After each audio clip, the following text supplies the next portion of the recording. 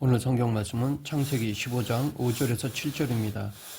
오늘 본문 6절 아브라함이 여호와를 믿으니 여호와께서 이를 그의 의로 여기시고 라는 말씀은 단순해 보입니다. 그래서 이 구절을 아브라함이 하나님을 믿자 그 믿음이 구원의 조건을 충족하여 하나님이 그를 의롭다고 인정해 주셨다라고, 다시 말해 하나님이 아브라함을 의롭다고 인정해 주신 것은 그가 하나님을 믿은 결과이다라고 해석하면 간단합니다. 하지만 이렇게 간단한 이야기일 것 같으면 이 구절의 해석을 놓고 구원에 대한 이해가 갈리거나 하는 일은 없었을 것입니다. 이 말씀에는 잘 생각해야 깨달을 수 있는 진리가 담겨 있습니다. 우리 구원의 근거를 무엇으로 이해할 것인가 하는 중요한 질문을 여기서 대면하게 됩니다. 그래서 잘 따져보아야 합니다. 사실 믿음에 대해 따지는 일은 좀 불편합니다. 그럼에도 이것에 대해 잘 정리해두면 여러 유익이 있습니다. 깊이 이해해야 할 중요한 주제인데도 생각하기 귀찮아 덮어놓고 믿기로 하면 신앙에 어려움이 닥칠 때 흔들릴 수 있습니다. 하지만 평소에 잘 이해하고 정리해두면 위기가 닥칠 때 신앙이 요동하지 않을 것입니다. 이 시간 아브라함의 생애를 살펴보며 믿음이란 무엇인가에 대해 알아보겠습니다. 믿음으로 구원을 얻는다라는 말은 자주 듣는 말이지만 이 말은 구원이 믿음으로 얻어진다는 말이 아닙니다. 성경에서는 믿음이 구원을 얻기 위한 조건으로 제시되지 않았습니다. 그렇다면 성경은 구원을 이야기하면서 왜 믿음을 언급하는 것일까요?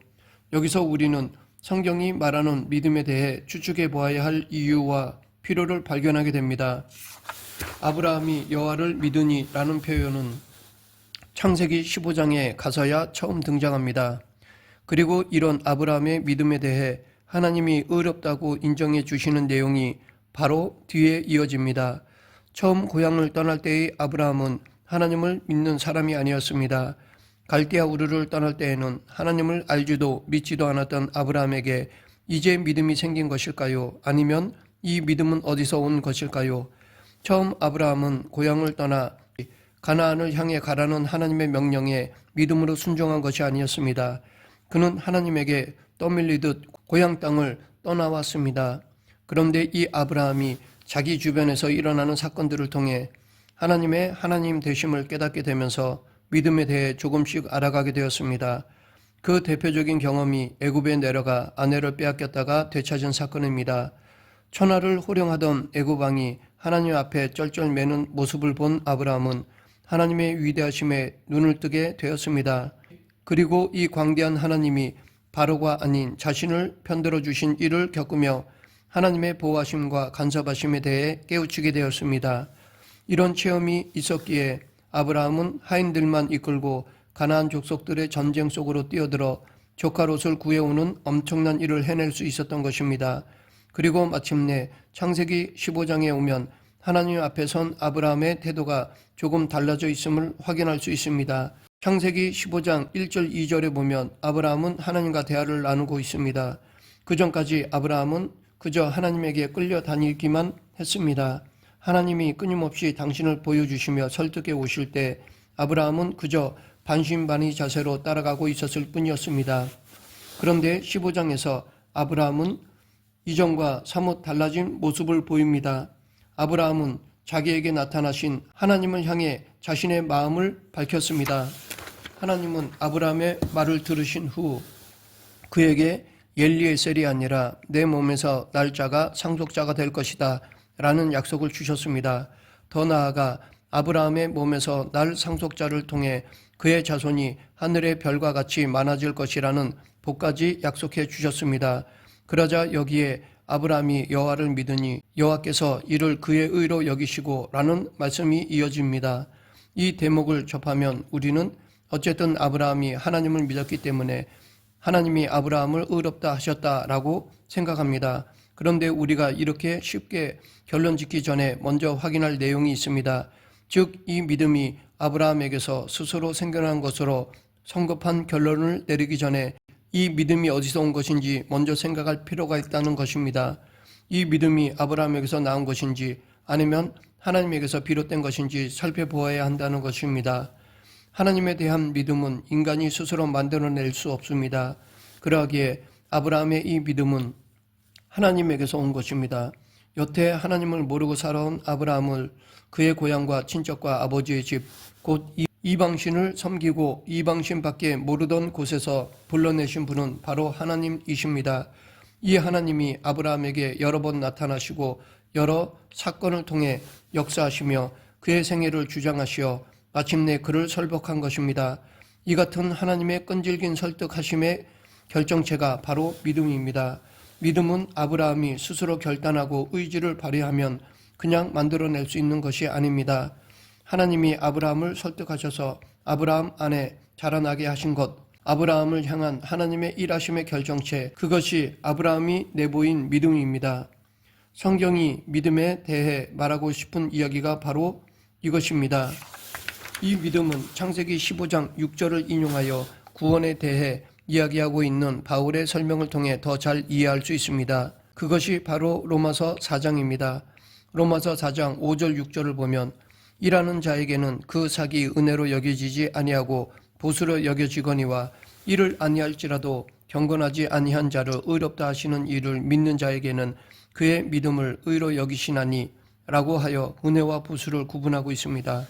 보수는 자기가 한 일에 대한 대가로 받는 삭이기에 이는 일한 자가 누리는 당연한 권리입니다. 그래서 일한 대가로 없는 삭은 보수일 뿐 은혜가 아닙니다.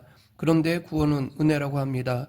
구원을 은혜라고 하는 이유는 구원은 우리가 어떤 행위를 한 대가, 곧 로마서 4장에서 말한 대로 하면 우리 행위에 대한 삭으로 주어진 것이 아니기 때문입니다.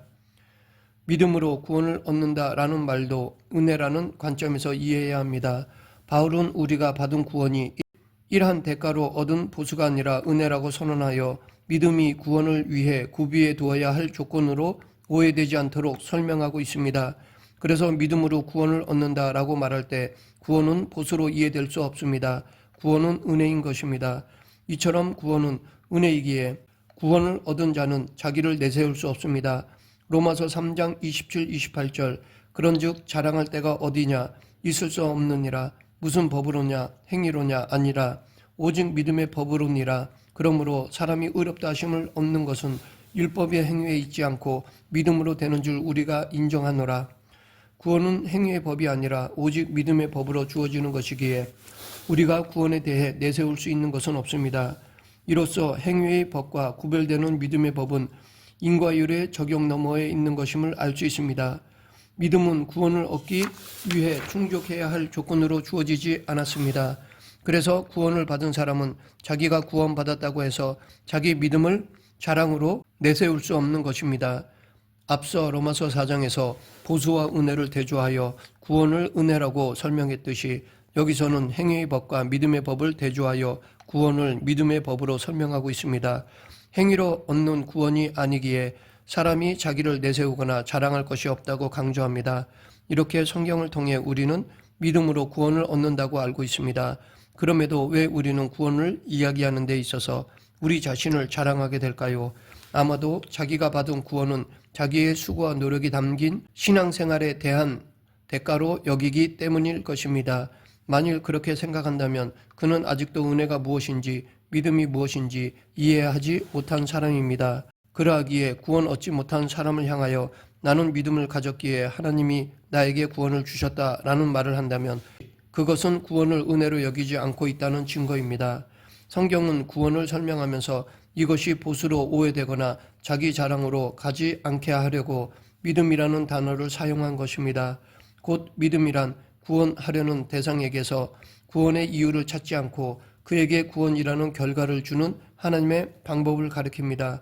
구원을 은혜요, 선물이라고 하는 것은 구원의 조건을 구원 얻은 대상에게 요구하지 않고 구원이라는 결과를 주기 때문입니다. 그래서 성경은 값없이 받은 구원이라는 말을 즐겼습니다. 우리 안에 구원의 조건이 충족되었는지 따지지 않고 준 것이 구원이며 이를 가리키는 단어가 믿음입니다. 우리에게 구원의 원인이나 조건이 있는지 확인하지 않는 방식을 믿음이라고 한 것입니다. 창세기 15장 16절에서 아브라함이 여호와를 믿으니 여호와께서 이를 그의 의로 여기시고 라는 말이 나옵니다.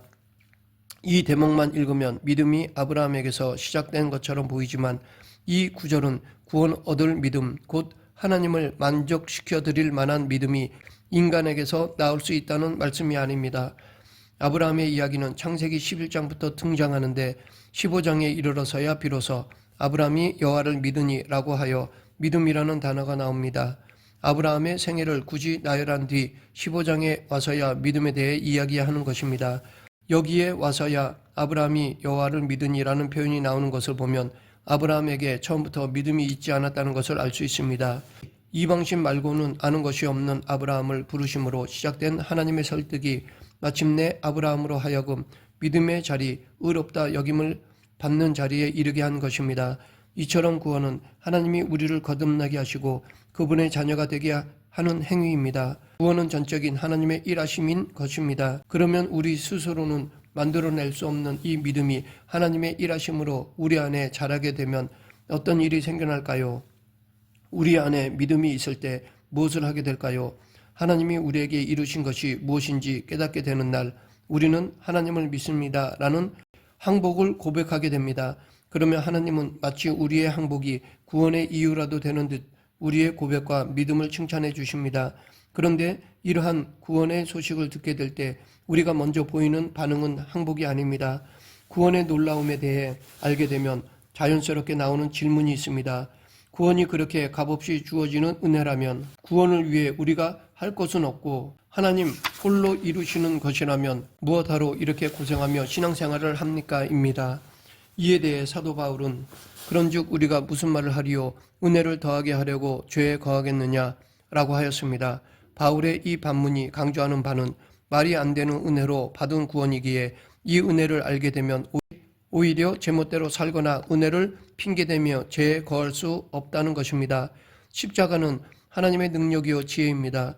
인간이 이해하고 납득할 수 있는 것이 아닙니다. 인간의 이해와 납득을 훨씬 넘어서 있는 초논리적 사랑입니다. 그러면 우리가 구원을 은혜로 받아들이지 못하는 이유는 무엇일까요? 모든 것을 인과 법칙의 틀로만 이해하려는 경향이 있기 때문입니다. 즉 일어난 결과를 있는 그대로 받아들이는 것이 아니라 원인을 확인할 수 있을 때에만 그 결과를 받아들이는 것입니다. 구원을 생각할 때도 마찬가지입니다. 우리는 구원이라는 결과가 주어졌다는 사실을 받아들이기 전에 구원의 원인을 찾아내려고 합니다. 믿음을 구원의 조건으로 여기는 것은 바로 우리의 이러한 경향 때문입니다. 자기에게 일어난 구원의 결과를 자기 안에서 찾아내어 납득하고 싶어하는 것입니다. 말씀을 맺겠습니다. 우리는 아브라함이 여호와를 믿으니 라는 말씀 안에서 아브라함은 하나님에게 이만큼 설득되었구나, 하나님이 역사하여 일으킨 영혼이 여기까지 이르렀구나 라고 읽어낼 수 있어야 합니다. 그리고 이 아브라함을 인도하신 하나님이 지금 우리도 동일하게 부르셨다는 사실을 깨달아야 합니다. 우리를 구원하신 하나님께 감사하며 믿음을 지켜 예수님 안에 거하는 저와 여러분이 되길 간절히 축원합니다. 기도하겠습니다. 생사와 화복을 주관하신 하나님 아버지, 지금도 저희들을 이끌어 주심에 믿음으로 순종하는 그리스도인이 되게 하여 주시옵소서. 예수님 이름으로 기도드립니다. 아멘.